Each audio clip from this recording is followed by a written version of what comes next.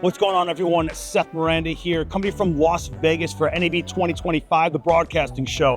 And you may have seen us cover this show over the years or multiple videos. That was on the main channel. This is Adorama Cinema, a new channel which is growing huge, and we can't thank you enough for being with us and definitely being into picking up what we're putting down on this channel. However, we're gonna cover this for multiple days, so it's multiple videos. You're gonna wanna hit subscribe and stick with us. Behind me is Adorama Cine Central. We're sponsoring the whole thing to make sure that everyone's got hands-on classes to get the next generation or even current generations up to speed on what's out there by actually using it with trained professionals right by their side. Don't forget the Adorama booth is here for sales, giveaways, raffles, talks with me and a bunch of other pros in this industry about what's going on, where we're at and where we're going. A lot of stuff. It's NAB, there's always a lot of stuff. Let's go see who's here, what's going on, what's new, and let's just see where we're at in this industry in 2025.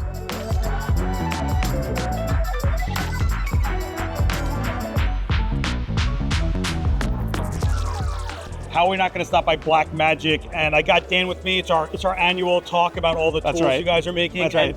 You guys are coming pretty heavy this year, man. Yeah. I mean, switcher, camera, DaVinci 20. There's a lot to talk about. We're going to get through it. We're going to get to that PYXIS 12K in a second because we covered the 6K last year. Yep. But I want to talk about this ATEM Mini Extreme because I feel like you've made so many ATEM Minis and they just don't stay so mini anymore. Yeah. So what is going on with the ATEM Mini Extreme ISO? So, you know, we love the ATEM Minis. They obviously have done great for us as a product and a branding. These HDMI switchers that are great to get to people. A lot of people who are doing their first live jobs, live production switchers. So the ATEM Mini Extreme ISO that we had before has been awesome for us. It's an 8-input HDMI switcher.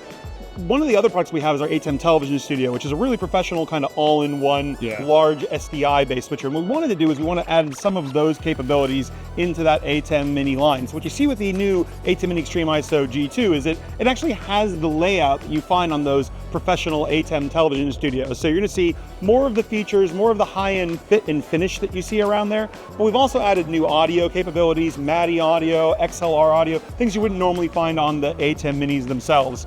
Another big thing we got it on here is Thunderbolt, and this allows us to do things like replay directly to a computer, things you wouldn't normally be able to do with just an ATEM Mini. So really a fantastic, if you're looking for a bigger, better ATEM Mini without having to jump all the way up to an ATEM Television Studio, this new G2 of the ATEM Mini Extreme ISO is perfect for you. Yeah, I'm really glad that Thunderbolts are going more like standard because we're doing more data faster. We're going to need it anyway. What I find really cool about this is if you're someone that's looking to grow or work in another production setup, you're already getting familiar and it's like muscle memory and everything. You just go right into that. Don't forget, this is HDMI switcher, right? So we're seeing production studios get smaller. Everyone's got a podcast, right? So you got multiple cameras. You got more production value in a lot more of an indie space. And that's what I always thought about the ATEM Mini for me. But this really lets you go into a workspace you know you can go to the next level with and be ready to go from there. One of the things for Blackmagic is always about how do we get and empower more people. So that's the exact idea of I can start someone out on a $300 ATEM Mini, and if they move to a $10,000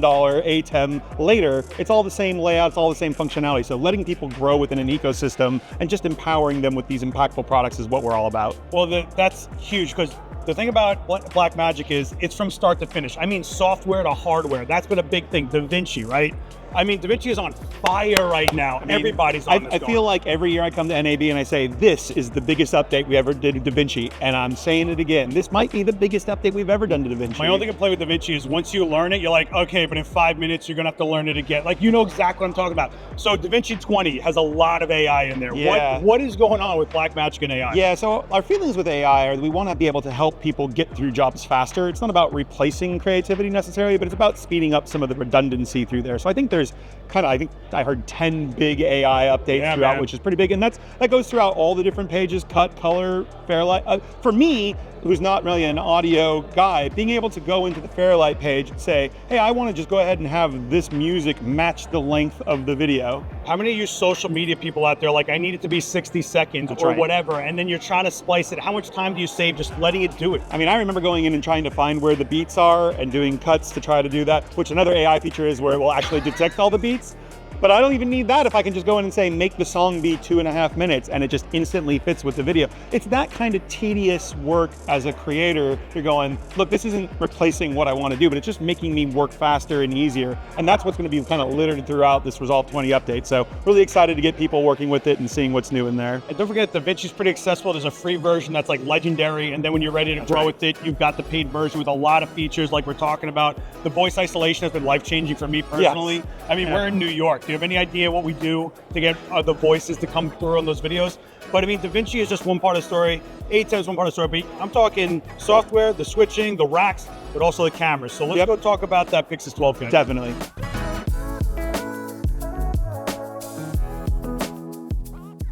Last year we talked about the PYXIS 6K, and it looks like you're like, hey, why don't we go do it again? Oh, but 12K. And this is, you were explaining to me, this is actually fitting in pretty nicely between your lines. Yeah, exactly. So the PYXIS 6K is a great camera because everyone kind of wants this box camera. Like a lot of people want this box form factor camera. You can dress it up the way you want. You want to be handheld, you want to be on the gimbal.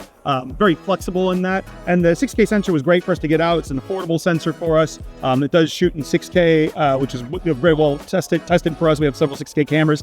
You know, on the other end of things, we have our Aureus Cine 12K, which is kind of like our Lamborghini camera that has a little crazy. Everything you'd ever want in a camera, which obviously drives the price of that up. But that 12K sensor is so amazing. Has a high readout speed, has high frame rates in there. Of course, 12K, 16 stops of dynamic range. So what we want to do is we always want to put that 12K sensor into this form factor. Now, the downside of it compared to the Aureus Cine is it can't do as high a frame rates, right? We have the small package, so it can't do that, but it still has the 16 stops of dynamic range, still has that high readout on there, and then still has all of that great PYXIS functionality. So really kind of fits in nicely between the PYXIS 6K and the Aureus Cine 12K. So for people that are looking for that great form factor, but some of that awesomeness that we have, the great thing about the 12K sensor is people say, well, I don't really need to shoot 12K. Why would I want to get a 12K sensor? But it also shoots 9K, 8K, as well as 4K, whereas the 6K only shoots 6K. So if you're thinking about shooting something for Ultra HD, you can actually shoot it in like 8K and then use the full frame sensor and then have that for later. That's cool. The hard part we're all dealing with right now is nobody wants to shoot something in the lowest resolution for what you need,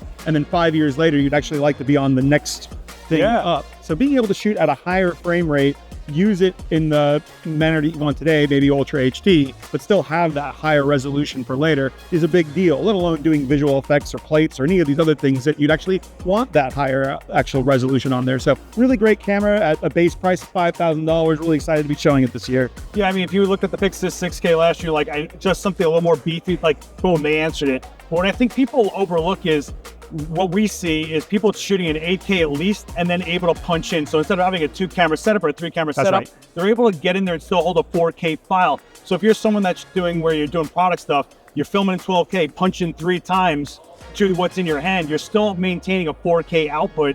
That's value right there. That's also, you always want more than worry about it later, right? Right. I mean, the challenge is always we'd all shoot in the highest thing, but then there's a data rate problem. Yeah. So it's always trying to find that blend between what's the data rate that I want to deal with, what's the highest resolution that I want to be storing or working with. Because again, we're using the full frame of the camera even if we're shooting 8K. It's not like we're doing a crop of the 12K sensor. So that's going to give you that amazing image. And then being able to say, cool, I can use DaVinci, I can do proxies, I have all this flexibility. And that's the thing that we want to do is give people the option of, look, maybe I just do want to go shoot Ultra HD because I don't need all of that extra size. Maybe I do want to shoot in 8K so that I can deal with some of that, but then I'll do proxies later. So giving people the option, flexibility, big thing we want to do here at Blackmagic. Look, Blackmagic has been accessible. It's been giving a lot of tools, a lot of innovation. It's definitely always stepping forward. But I mean, from start to finish, software, hardware, racks, if you want to grow, if you go into higher production studios, if you're doing your indie stuff, you're just familiar with everything. I think you guys are doing a great job with that, especially at a price point for a 12K camera like this.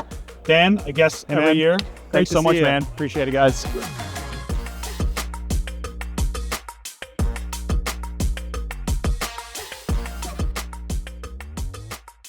We swing by NiSi all the time. Kenji's over here. What's going on, man? Hey, Seth. I had to swing by because last year we covered the Athena Primes, which for the money are an incredible set of lenses. I'm talking like $6,000 for a set of cine lenses that have controlled focus breathing, really, really sharp, almost clinically sharp, and then you can make them whatever you want with filters.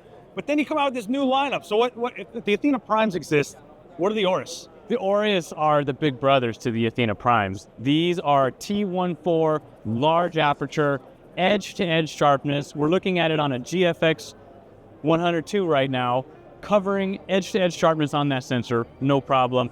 very rich cinematic quality with the Aureus, that it's not just larger aperture. With bigger piece of glass on the front and the back, you're just getting a richer, creamier image. I mean, look at the bokeh on that. Now, I will say they set up a nice setup for you to realize, like, not just what type of bokeh you get, but the shape and feel of it, especially on a GFX, which is a medium format sensor. You get more of like a circular, I'm gonna call it swooshy. Someone's gonna yell at me in the comments, but I'll call it swooshy type bokeh. What is the actual lineup though? What are the focal lengths that we're looking at in this lineup? We're starting with 5 focal lengths, 18, 24, 35, 50, and 85. We have 3 additional focal lengths coming soon. Look at the size of that. That's 18 millimeters T14, edge-to-edge sharpness on 46 millimeters. Yeah, what you're probably gonna say is this is significantly bigger than the Athenas, but that's because it's a T1.4. But what's cool is you guys pay attention to keeping it similar as far as the size of each lens, because if you're gonna mount these things sort of stabilization or even have any sort of rig, you can just swap them out pretty seamless. Seth, they're not just similar, they're identical. They're all 1,300 grams, identical size, perfectly matched, visually perfectly matched, also match wonderfully to the Athenas. So if you have a set of Athenas, you need to add in an additional focal length for T14, it'll drop right in. Yeah, so imagine you had a lens line, you're swapping lenses and one's warmer than another. That's not the case. It'll match your Athena Primes. Exactly. We also have no significant rear protrusion, so no compatibility issues with any PL adapters that have that's cool. Kind of filtration inside them or variable NDs. We also still have the replaceable rear filter element, but no tool is needed either. Knurled, finger change, easy to do on set. Yeah, it looks like if you were looking at the Primes and you wanted to step up, or if you're already in the Primes and we're trying to like swap out that like one focal length you can do that and mix and match and make it match. But also, it just seems like you guys really put a thought in from not just like, hey, let's put out a lens one at a time. You're like, what would a set of lenses be like that we want to put out? So check out the Aureus Prime with the links down below for NiSi. If you want to check out anything about the Athena Prime specifically, check out our video last year on Adorama TV for the NAB coverage in 2024. Kenji, thank you so much, man. Fantastic, Seth. Yeah, that's fine.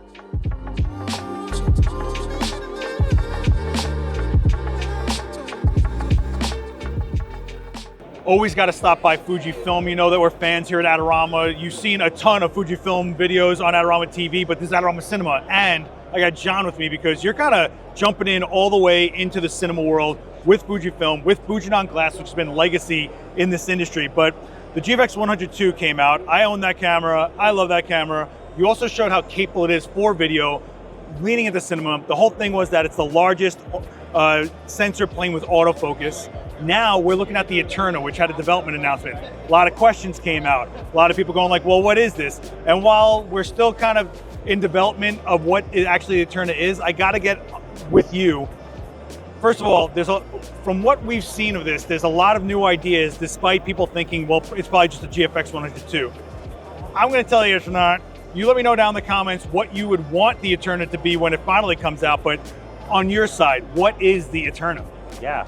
So, thank you for having me. Thanks we're for very being excited. here. What are you kidding? Yeah. So, we're very happy and very pleased with how GFX 100 II performed in the video space. And Eterna is the next step in that evolution. We're committed to the filmmaking space. The Eterna is a pro-style build, so you have your SDI connections. You have an internal battery, which we've announced for NAB here. Hold it there. Internal battery. You know those Fujifilm batteries you have in the XH2S, you got it in the GFX? It is hot swappable in body with this, while you can attach an external battery as well. But imagine in the field, if that battery's running low, you want to just swap out and keep going for that shot. You just pop, the batteries you probably already own can pop in and out of this. I'm sorry, I'm making a big deal about this battery, but it was the coolest thing. But this was my answer to people going, well, it's probably a rehoused GFX 100 II. I'm like, no, but they're definitely keeping some really original ideas from what they built already. That's awesome. I'm freaking out about a battery. I'm sorry. Let me know down below.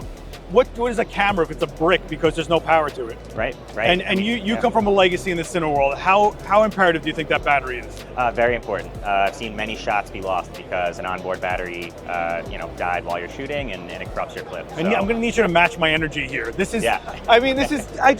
First of all, it's not what I thought. I thought you were going to show the Eterna. We're going to be like, here's the screen. here's the built-in ND filters and stuff, which is also, we're gonna get to that in a minute. Right. But a battery pops out of this thing that I already own a few of. I'm like, what is going on? So now if you have someone that's been in the Fujifilm ecosystem or people that own Fujinon glass, you're making it that much more easy. And it also shows that Fujifilm's thinking differently. They're not just putting out a camera with their name on it, they're putting out the camera they want to put out with their name on it, which I think is a big deal. Yes. Speaking of those built-in ND filters, can you tell me like what the range is? What is going on with those ND filters we saw in the Eterna? Yeah, so it's a built-in electronic ND.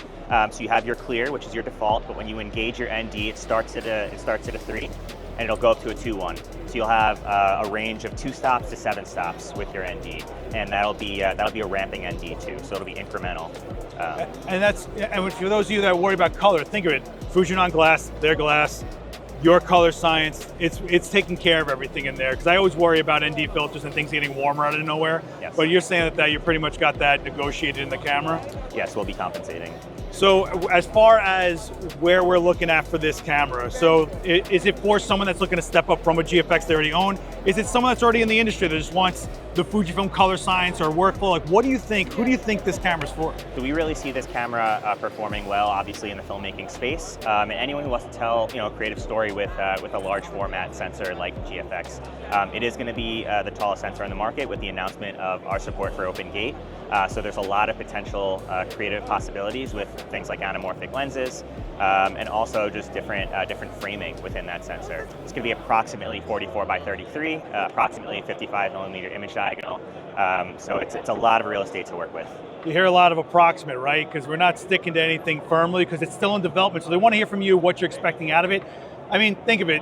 What are the capabilities of GFX 102? I'm just going to say it's probably similar, but we don't know. We don't know. So let me know what you're expecting out of the Eterna. One of the things I found actually pretty interesting was you popped open the door under the battery door, and there was mixed slots. You had CVexpress Type B and SD. So right there, you got a lot of versatility as far as your memory style, whatever, not style, but format you want to go with. You can keep it low cost with SD memory if you want. You go all in with CVexpress Type B if you want. And honestly, if you're already in the Fujifilm system, you probably have both those cards and you probably have those batteries. Memory aside, Fujifilm has been doing a lot with camera to cloud. They were the first ones to do it, the whole Frame.io integration across the board pretty much in all the cameras. Eterna's got the mixed card slots, but is there camera to cloud capability? Because I know the GFX 102 had the proxy ability, camera to cloud. Is something like that happening in the Eterna? Yes, yeah, okay. So we're happy to announce here that we will be supporting Frame.io camera to cloud. We're very committed to thinking about the full workflow approach with our systems. So we're very happy to announce that you will be able to authenticate GFX Eterna to a Frame.io project and upload files directly to a central location in a Frame.io project to enable accessibility of these files to your team. Yeah, to your team, right? Especially in cinema world where it's not just solo people creating, there's a whole lot team behind it. Very cool. Obviously things are still developing. Literally, the camera is still developing. You did say when we were talking that you were committed to having it come out to fruition this year. It says that's still on track to happen. Of course, if something happens, but as of right now, for what we know, coming out in 2025. However, if you guys have anything you're looking at in the Eterna, something you're hoping that it does, something you're wondering if it does, let me know in those comments down below. Now is the time. I think you guys are frantically writing lines of code for the firmware. So we'll see what it turns out to be. But as of right now, based on what we know with the GFX 102, based on what we're seeing in hand and what you're talking about, it seems very exciting. It seems like Fujifilm isn't just making a camera for the sake of making a camera and putting a Fujifilm name on it. They're making the camera they want to make for the cinema world, which is like, can I just say finally? Like the Fujinon glass forever, like finally you have the camera for the cinema world. John, I can't thank you enough. This has been awesome. I'm super excited. You excited? Very excited. I know, so much energy, I know. No, check out the links down below for everything we just mentioned, but definitely let me know down below and let John know what you're hoping to see out of the Eterna. John, thank you so much, man. Thank you, Seth. Appreciate it.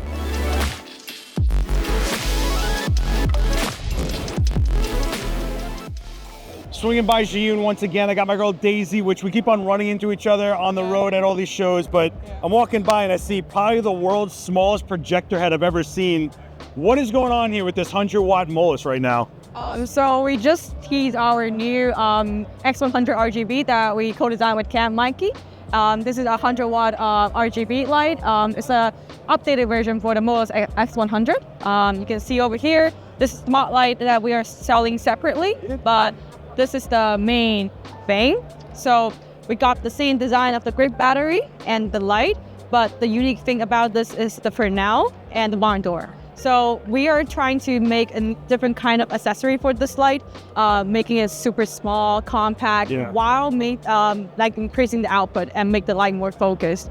And then if you want to control the light even better, we have the magnetic barn doors on here. So you can just control the light, using the barn doors. And they're magnetic on the front, so you can probably slap more on top of it.